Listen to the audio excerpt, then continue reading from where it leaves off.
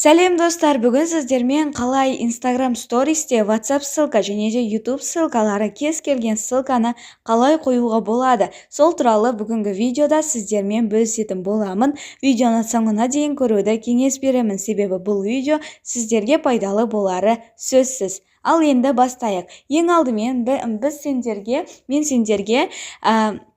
WhatsApp ссылканы қалай қоямын, сол туралы қысқаша айта кетейін. Мына жерде төбесінде барлығын стрелкамен жазып көрсететін боламын, чтобы сіздерге барлығы анық болу үшін. Мына жерді басасыздар. Осыны басқаннан кейін мына жерде ссылка деген тұрады. Көкпен ссылка деген тұр, иә? Осыны басамыз. Осыны басқаннан кейін, егер сіз WhatsApp ссылканы қоятын болсаңыз, арнайы сөзі бар. Соны жазуыңыз керек. Мен қалай жазып жатырмын, дәл солай сіз де осылай жазуыңыз керек.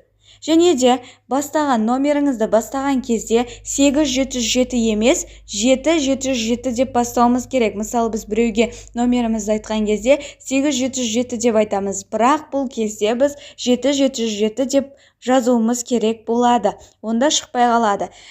540 70 65. Мен өз номерімді жазып жатырмын. Және де мына жерге ол ссылканың атын қойғыңыз келсе, осылай жазасыз. Мысалы, қатысамын деген сияқты, или марафон курс өткізетін болсаңыз, осылай жазып қоясыз и готово дейсіз.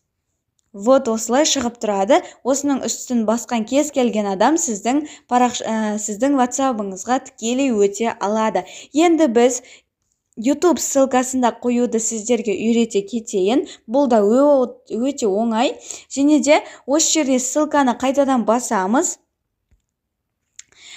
Егер қазір мынаны сбросить етейік.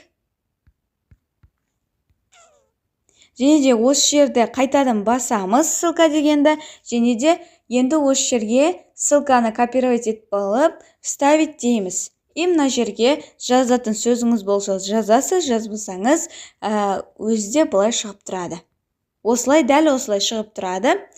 Тек қана копировать вставить етсеңіз болғаны, ал WhatsApp номерді жазатын кезде «уами» деген сөзді жазуды ұмытпаңыздар. Егер сіздерге бүгінгі видео пайдалы болған болса, видеоға лайк басып, каналға тіркелуді де ұмытпаңыздар. Себебі әр күн сайын сіздерге керемет кеңестермен, лайфхактармен күнде бөлісетін боламын.